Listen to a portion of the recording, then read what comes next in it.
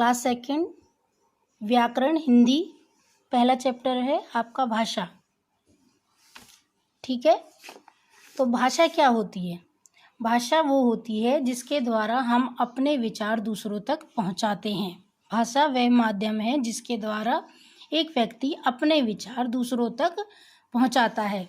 जैसे अध्यापिका जी ने कहा सब बच्चे पंक्ति बनाएं और मैदान में चले जाएं। बच्चों ने अध्यापिका जी की बात सुनी, उन्होंने पंक्ति बनाई और मैदान में पहुंचे। यहाँ अध्यापिका जी ने क्या किया? बोला और बच्चों ने सुनकर उसको समझा। तो ये क्या है? बच्चों अध्यापिका जी का कहना और बच्चों का समझना क्या है?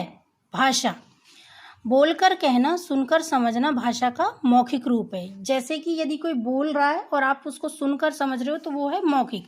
उसी तरह से कल स्कूल में एकाकी का मंचन होना है। सब बच्चे अपने अपने संवाद याद कर रहे हैं।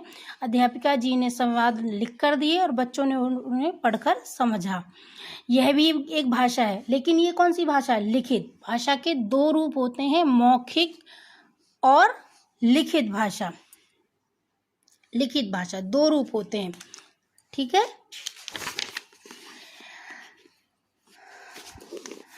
तो भाषा क्या होती है? भाषा से हम अपनी बात दूसरों तक पहुंचाते हैं और दूसरों की बात समझते हैं। वो क्या होती है? भाषा। भाषा के दो रूप होते हैं, मौखिक भाषा और लिखित भाषा। एक और होती है सांकेतिक।